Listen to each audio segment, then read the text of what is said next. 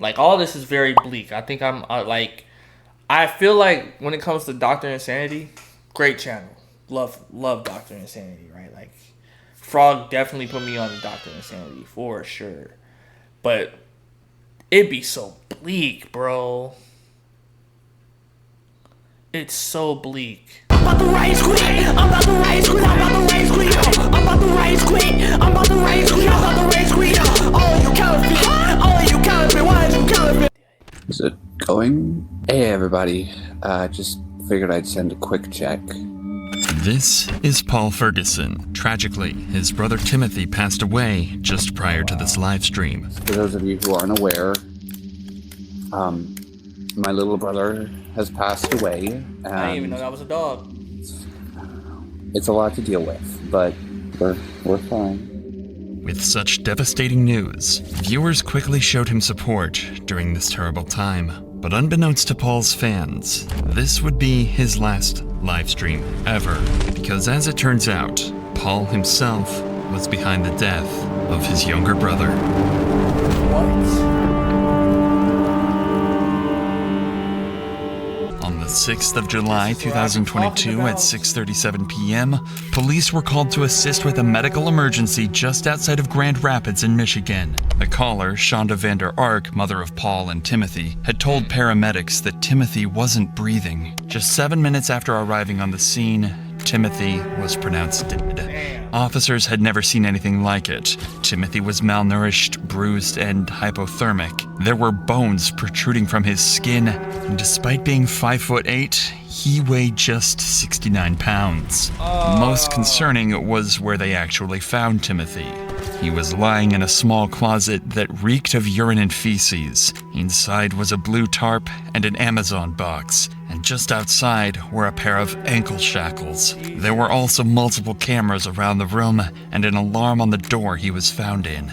Undoubtedly, something was incredibly wrong, but police hadn't even scratched the surface of just how horrible this case would turn out to be. So, to maybe shed a little light on what just happened here, Officer Sean Stefanich decides to talk to his seemingly grieving mother, Shonda. Hello, ma'am. I'm Officer Stefanich. Right now, we got some people coming over to talk to you, okay? He's been wearing really loose clothes the last couple of weeks. He's really skinny. He's really skinny, and I didn't notice till this morning because he wouldn't, I asked him if he's okay, and he would not answer me. He's 15, he's been... He has autism? Yeah. Like a high-functioning? Yeah. I had no clue how bad he was. Oh my God. He did this back in... my husband's stroke was January 3rd. Mm-hmm. So he did this back in, I don't know, second week of January for almost 3 weeks. And then he ate something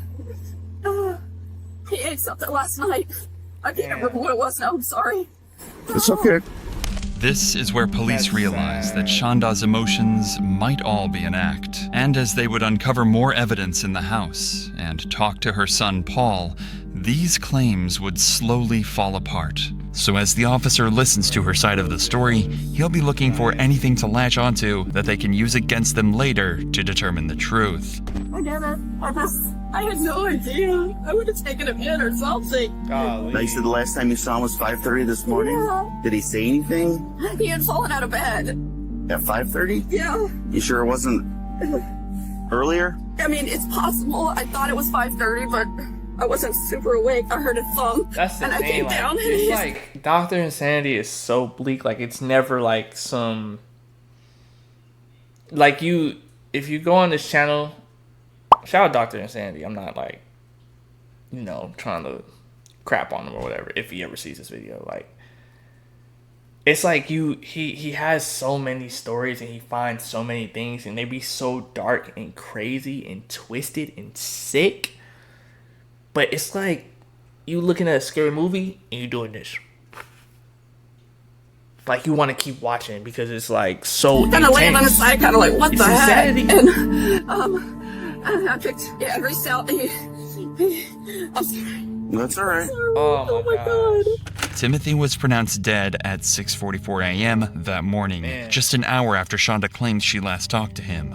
The reason the officer seems suspicious is because the first responders noticed that rigor mortis had already started setting in, tightening his facial muscles. This usually starts anywhere from 2 to 4 hours after death, not the barely 1 hour that Shonda is claiming here. But the real question is how Shonda never noticed just how skinny and emaciated Timothy really was. Yeah. This sort of malnourishment doesn't just happen overnight, so the officer asks her to explain herself. I asked him to eat last night because his face started looking a little thin. I'm like, okay, enough. And he wouldn't show. I'm like, let me see. Hold your shirt up. And he wouldn't hold his shirt up.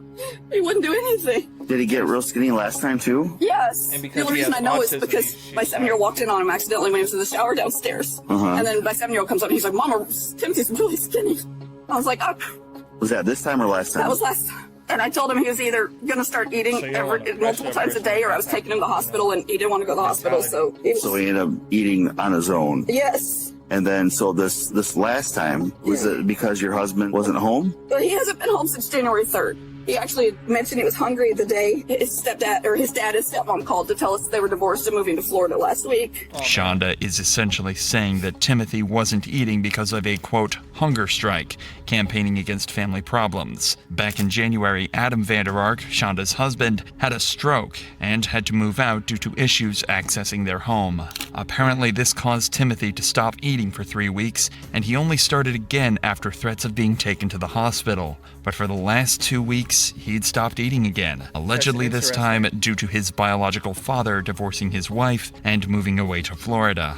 Each of these events did indeed happen, but as it would turn out, they had nothing to do with Timothy's hunger at all. Police handed over the case to detectives, who obtained a search warrant and began to collect evidence throughout the house. That's when they found leg shackles in a drawer, 4 webcams scattered strategically placed around a basement, zip ties in the bathroom, a half-empty bottle of Extreme Regret Carolina Reaper hot sauce, and locks on every single fridge, freezer, and pantry in the house. This painted a picture of a helpless boy forced to live inhumanely among his own dirt and filth, watched every second of the day, and brutally tortured until the very end. The next day, an autopsy was conducted on Timothy's body, finding even more strange and worrying things. He had extremely sunken eyes, slightly blue-tinted skin, and there were many signs of dehydration as well.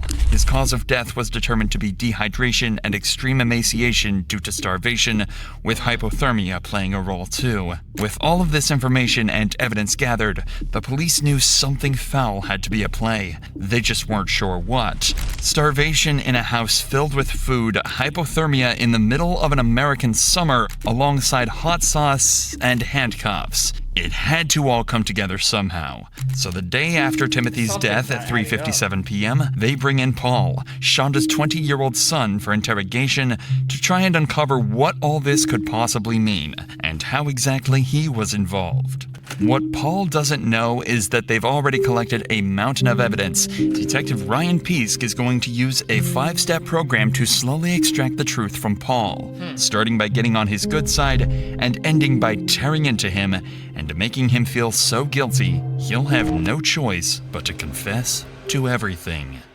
I don't want to talk anything specific about the case just yet. Since the police showed up at your house and they brought you down here, I want to advise you some advice before we talk about that sort of thing. What I do want you to know, though, is that you went to your phones, okay? There's a lot. Okay, like, so...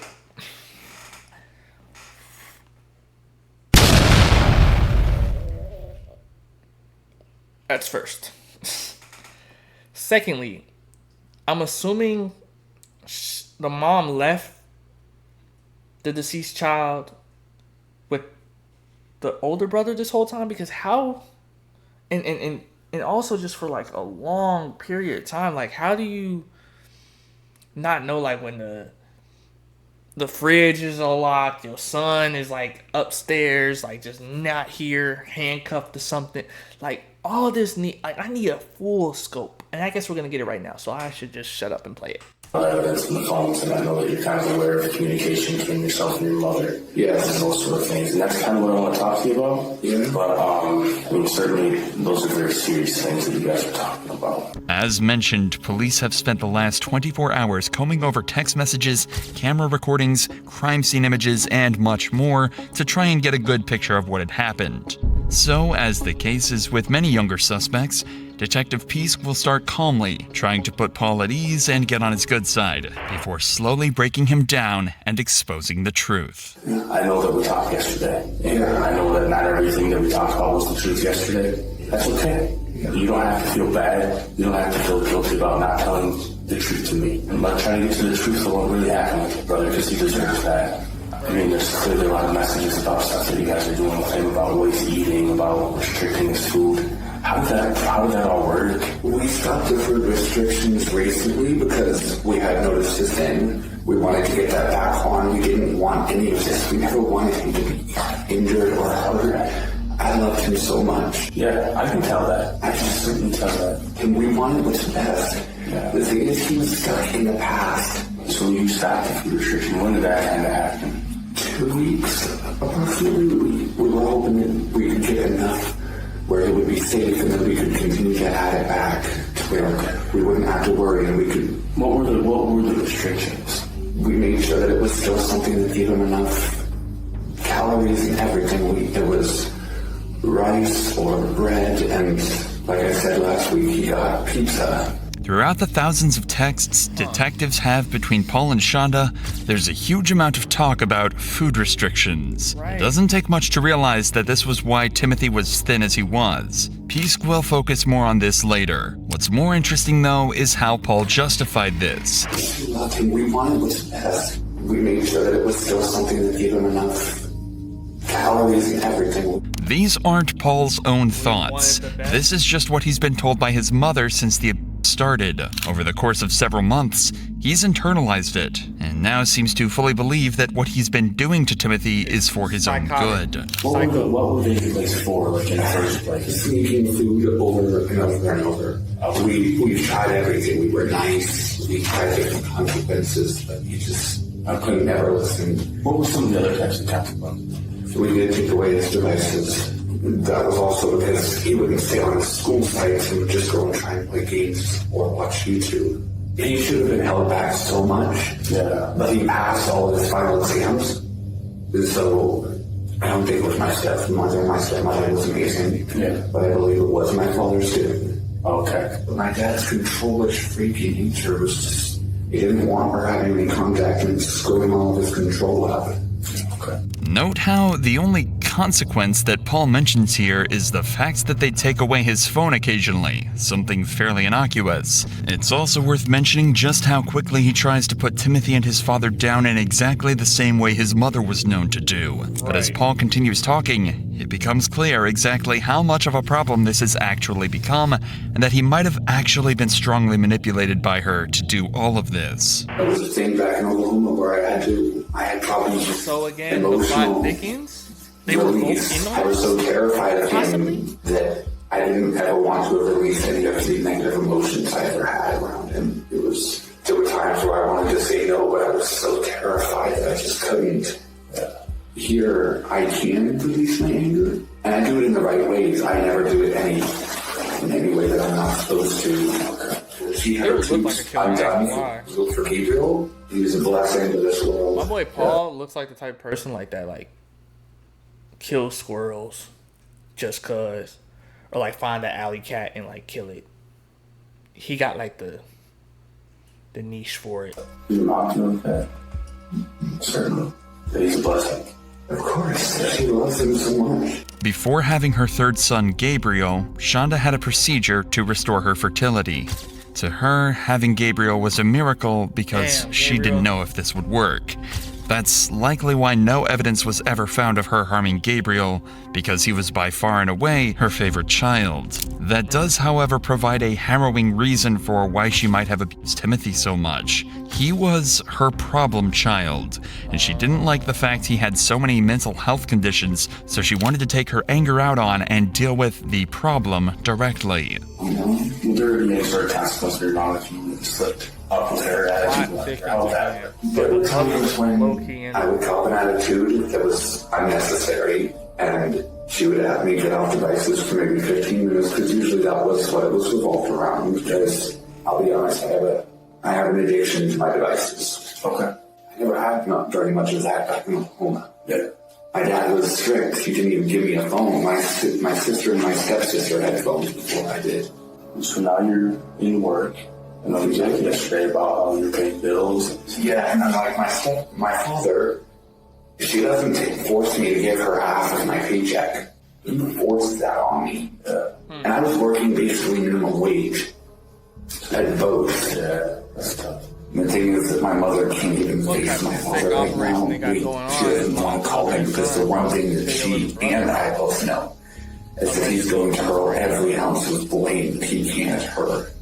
Listen to how he's talking about his father. He's only able to say negative things about him and brings these points up even while unprompted. He clearly has a strong dislike of his father and talks about him like a divorced partner. Take a guess where that stemmed from. It's clear his mother has been feeding him lies and negativity about his father, and there's no clearer example of this than what he says next. I moved here into Michigan, I think, on the 30th. Okay. Because for the time after I had moved out of my parents' house, I stayed with my Uncle Dave now, and who both had actually been tricked by my father to also believe that my mother was bad. Nobody was tricked. Shonda simply was a bad person. The police report contains countless witness testimonies from family, friends, and teachers who knew something was wrong and believed Shonda to be a bad parent. This wasn't an uncommon opinion. One of Timothy's teachers even told the cops that all the teachers knew he wasn't cared for at home and that he lived through hell most of his life. Wow. But to save face, Shonda would make up lies to tell Paul that made her seem perfect and kept his respect, at the cost of making his father seem downright evil. That's what makes this case so controversial. Paul was almost certainly not in control for the majority of this, and he was definitely manipulated by his mother to some extent, but he still went through with everything, and that's what a jury would end up focusing on. I saw on your phone that you had sent a couple of pictures to your mom. Yes. Pretty skinny, and you said, hey, he's nothing but skin. But yeah, I was very concerned that it just... Yeah, what do you think that maybe would have been a good time to take him to the doctor, or... Right. Yeah, honestly, that probably would have been one too. I don't know. And then you sent a picture of like his legs that were just basically gone, right? Yeah, the ones that can't stand, or something along the lines. Yeah, but the thing is, yesterday and I think the day before, he could walk. He might need a little support every so often, like he put his hand against the wall or grabbed the rail of the stairs. But after a couple of seconds, he let it go. This sounds like something out of a scary movie. It was never anything major. When was like the last time he was really like talking to you, like able to have a conversation, or at least try to have a conversation?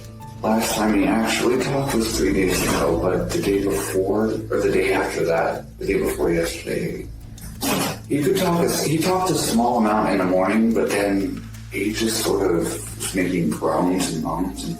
It must take an astonishing amount of delusion to believe that not being able to walk or speak isn't anything major. But in reality, that's not what they thought. They thought he was faking it entirely. In fact, on the day before Timothy died, Shonda told Paul to wave warm pizza rolls just in front of him and take them back if he tries to eat them.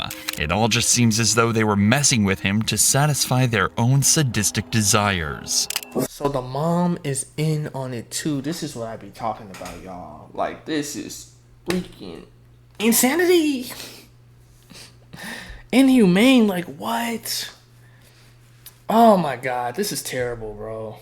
The photograph in the bath of his face, like zoomed in on his face. He'd been taking a bath, and I went in there to check on him at one point, and he was just kind of laying there. I'm like, bud, you okay? He didn't respond, but he was looking around, and he was breathing, I know that much. Yeah, but he wasn't talking at that time. No, and it started to concern me. I'm not sure if I texted Mama about it or not. Well, you sent a picture to her. Yeah, I probably should have said something about the ER at that point, though. Well, I'm sure it's not stupid. You have to think about it like this, right?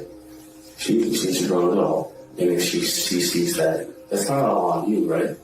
You made it, from what I see, you made numerous attempts to say, we need to do something different about this. Yeah. We can't keep doing this thing. I know she's a good person. Paul is beating himself up because he knows that he assisted in all of this. But notice how definitely. Pisk is still trying to reassure Paul and shift the blame away from him. Fortunately, this is about to pay off massively as he starts to talk more about the punishments that Timothy was put through. I think you have to think about this. Right now, I'm not trying to blame people, but it's the time to try to figure out when could we have changed things, what could we have done differently, how did we get to the point where we were at? Because, you know, clearly where you guys got to. At what point, as a grown man, because you're 20 years old, you're a grown man, maybe not up here, but you're labeled as legal grown man. At one point, do you ask yourself, like, yeah, this is not right. Mom or not, like, this isn't right. That wasn't a nice enjoyable bath, though, right? That was a punishment bath. Right? That's a cold, ice cold bath. I didn't wash that. And you how many times would you estimate that you guys get cold baths as a punishment for not kneeling or whatever, for whatever reason? I think for punishments, I don't exactly know the number, but it wasn't a lot. Give me So we're talking like 5, 10, 20, every day, every other day. I mean, any idea? 5. Whose idea was to give him a cold bath as a punishment? It was my mother's. I wasn't sure if it would be a punishment effective or not. Pisk actually knows exactly how often these baths occurred, because Paul and Shonda documented every single instance of this over text, and Timothy was subjected to them constantly. Even worse, they would last up to 9 hours at a time. And remember, Timothy weighed only 69 pounds. He barely had a drop of body fat on him, meaning that he would have felt the effects of the cold considerably more than the average person. This is why the autopsy turned up the evidence of hypothermia and ruled it as one of his main causes of death. You remember the first time you guys did it? Why? Like, what did you do? Not exactly. What did you do on that day that you sent the photo that made you have to give him a cold bath? Right. I think it was that he not only peed, but also pooped. And my mother wasn't too happy because it absolutely reeked. Yeah. When we talk about that, I understand you went to the house and get to all the messages. Yeah. Where did you sleep most of the nights? In that closet? As Pisk mentions, Timothy didn't sleep in a bed. He slept in a small, cramped closet that he couldn't even stand up in. And the punishment that Paul mentioned, well, that would have actually happened either way. Inside the basement where Timothy slept were multiple cameras and an alarm on the door. If he'd have gone to the bathroom instead, then he would have been punished for leaving his room. Timothy was completely trapped. We always wanted what's best, and So you guys decided to move him into the closet. There's an alarm on the door. What's that for? When you would try and sneak, because if you notice, there was also one on the garage door. That was also because, there's some food in there that he would try and sneak. And it wasn't just that he was hungry at some point for those. It was that he wanted something sweet. Again, Pisk is being extremely nice and agreeing directly with what is said, trying to make him feel like what he's saying is still fine, so he incriminates himself even further. Definitely incriminates himself this whole time. For how long was he eating just bread? It's kind of A week or two. What was he eating before that? We do ramen, sandwiches, and I think at some points we actually give him like a meal. Why was it that he couldn't have meals? The whole thinking. Paul has no idea what to say. He's starting to realize just how cruel everything he did was, and the gravity of the situation has just hit him. He starved his little brother to death, and he can't even think of a reason why. Regardless of the circumstances or how much influence his mother had over him, he still did all of these horrifying things. And there's still even more to come. Lies like, this is wrong. Like, you're not a child. You're a full-grown adult. You're 20. You have no teen in your name, sir. And your age is not a single digit. At what point, and in what point in time were you like, this is not right. This needs to stop. You weren't. So from here on out, he's going to slowly put on the pressure that'll eventually break Paul and make him fully realize the gravity of what he's done. So, I know that when we talked yesterday, you found your mom, she was lying about some stuff, right? I know that she's a good person. I'm not doubting that at all. Yeah, we never wanted any of this. But you also know this, like I don't know, that some of the things that she was talking was about the truth, right? About, she said she didn't know there was a camera. Cameras is crazy. But the fact of the matter, she asked you, and she sent you a text message that says, make sure that the camera's in there and take the shower curtain down so I can see him. Didn't she ask you that the day before he passed away? Yeah. I know this pepper's for punishment. And what did she say? She said, oh, I didn't know anything about that. Why do you think she doesn't want to appear like a bad person. She doesn't want to be the bad guy in this. We never want any of this. We want him to be healthy. I know that for a fact. I should have at least put my foot down on something. But it's not that I'm afraid of her. I can't fear her because she's not the type to instill fear. I don't know if that's also what caused him to sometimes lie about things as well. Was that he still had this fear of Dad, and then he thought she would be the same. She's nothing like him. That much I know. But she knows that you shouldn't be using hot sauce as a punishment, right? She knows better than that. The pressure is already starting to cause Paul to resort to cathartic statements for him. Notice how as soon as Pisk says she was lying, he praises her and makes excuses for her, and then immediately puts his dad down, saying that she's nothing like him. He's scared, and he's trying to throw himself back. The dad, the dad had a stroke. What the Man. Back into a world where he feels safe and comfortable. But that's not the world he lives in, and Pisk is about to expose that once and for all. So when you first talked to us and you talked to the police, you said he was on his bunk bed, right? Yeah. But that's not the truth. No. Okay. He was in that closet that's right there by the bunk bed? Yeah. You told us that you heard him snoring. Was that a lie? Yeah. And did you come up with that on your own, or did somebody ask you to say that he was in the bed? I feel so guilty, like I could have done something at any point in this. You think that your mother's telling you to do what's best for him, right? That's what you've been telling me. Yeah. And I know she wants what's best for all of us. So, back to my question. Did somebody ask you to say that he was in the bunk bed?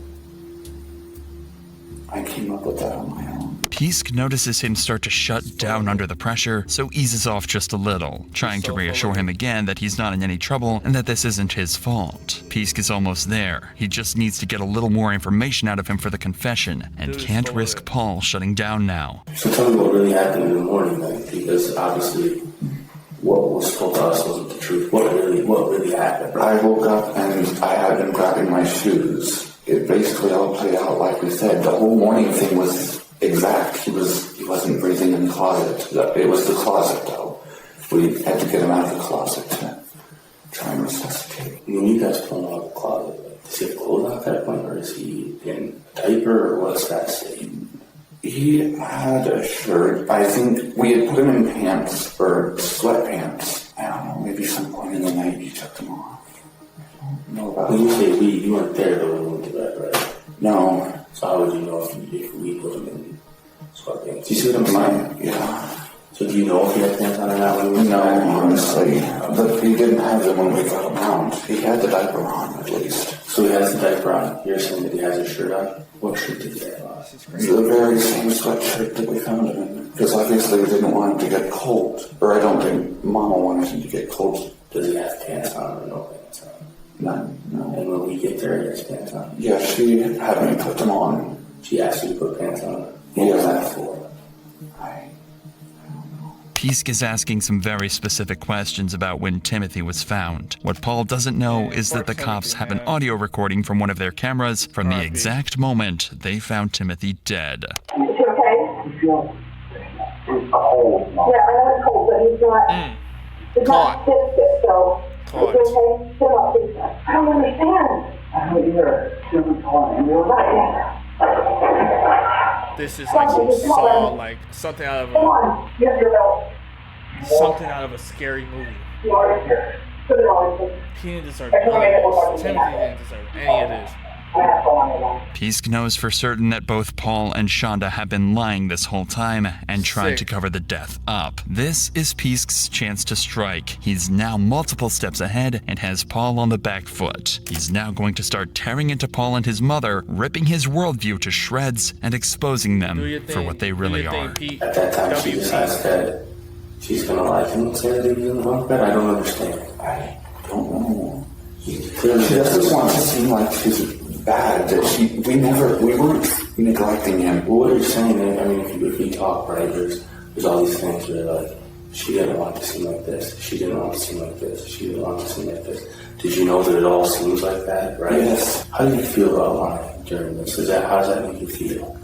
I just hate it. I know she doesn't want to be the bad guy. She never wanted this. We loved him so much. I don't think it's about love at this point. I think it's about not knowing what to do, not knowing how to handle the situation. We didn't know how to do anything. Just look at how uncomfortable Paul is now. He can't sit still. He's covering his face and body as often as he can, and he's almost always hunched over. He's really starting to panic now, and Peace has barely even started ripping into him. He and Mom agreed. And the truth Tell always us the will same. be right. He didn't bump better. How does that happen? You couldn't have both just possibly made up the same story. No. So what happened? She told you, right? She told you what to say. Does it look bad for you guys? It's not just that.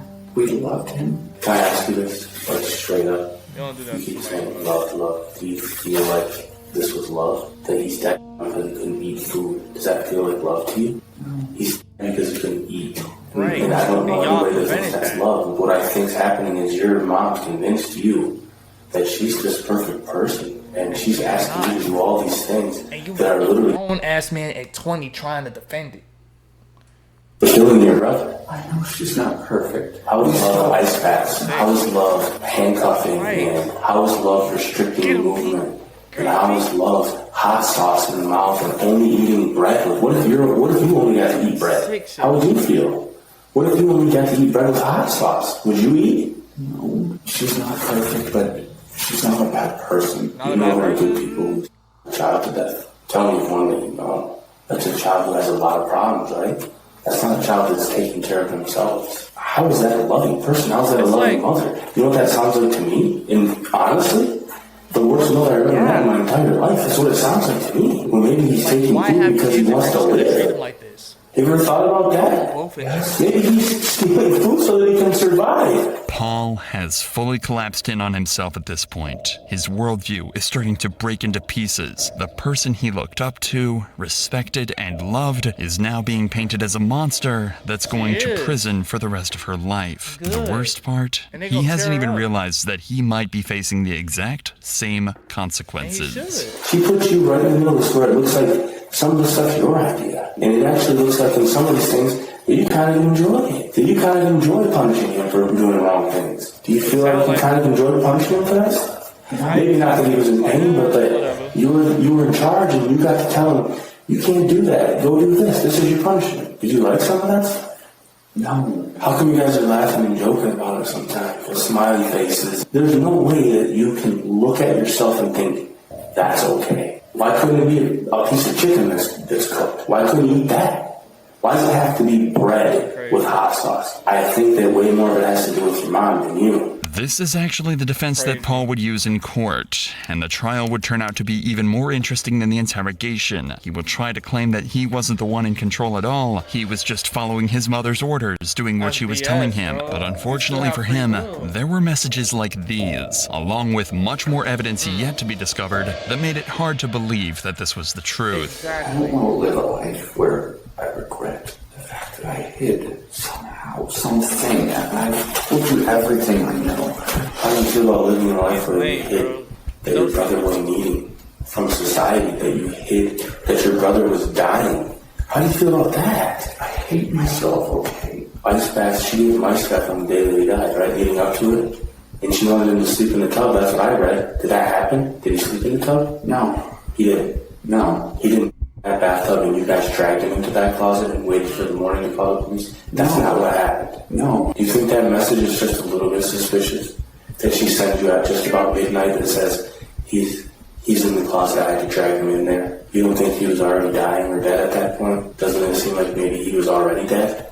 Right. That she put him in there so that he could wake up and have died in his sleep? Because she can't call the police when he's in an ice bath and he freezes and he dies. Whether this was true or not will remain a mystery for a while, but whatever the case, there was certainly a large attempted cover-up by both Shonda and Paul to try and make it seem like this was somehow, someway, natural causes. Timothy was treated like dirt until the very end, and Detective Pisk has had enough. I can't even live with myself. But how do you feel about over and over and over again defending your mother about how good she is? Do you feel like that's the truth anymore? Because I'm quite disgusted by her. I'm disgusted by her. She doesn't deserve to live. Then how smart is your mother? She's incredibly intelligent. Yeah, so if she's incredibly intelligent, Paul, why is she feeding your little brother only hot sauce and starving him? Like, what are you...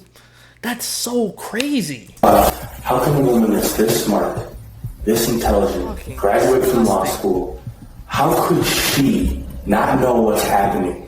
How could she think this is How could you not know what's happening? Like, at any point, at any given moment, why didn't you think, like, this is not right? This is not right, Mom. This is not right. We can't. You have free will of your mind. You're grown, too.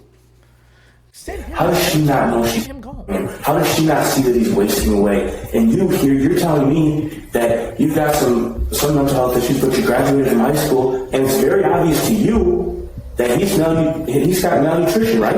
It's very obvious to you. But your mom here's not seeing that, and she's a law school graduate, and she's very smart. Do you see what I'm looking at here? She's a liar. What did she think was going to happen? I don't know. I don't know. Exactly what happened is what she thought was going to happen. She never wanted him dead. She loved him. That's love to you? Everything that we talked about is love? You're joking, right? Even through the shouts of an enraged Detective Pisk, Paul still defends his mother to the very end, trying to come up with excuses for her and even take the blame. But that would all come to an end on trial. In the meantime, though, just 5 days after his interrogation, Paul decided to go live on Facebook to update his friends and family on everything that had happened. Given what we know now, the surviving video is probably one of the most eerie pieces of footage we've ever shown on this channel. Going? Hey everybody, just figured I'd send a quick check. We're doing good right now. I just dozed off on the couch unintentionally. For those of you who aren't aware, fuck his mom too. My little brother has passed away, and it's a lot to deal with. But we're fine. But fucking disgusting. I thought it was just him that was in on it, but the fact that the mother was in on it too is crazy work. Put them under the jail, and I hope whatever is coming to them, they deserve. But anyway, y'all, I have to go get some coffee, and I have to move my girlfriend's car, so gonna do those things.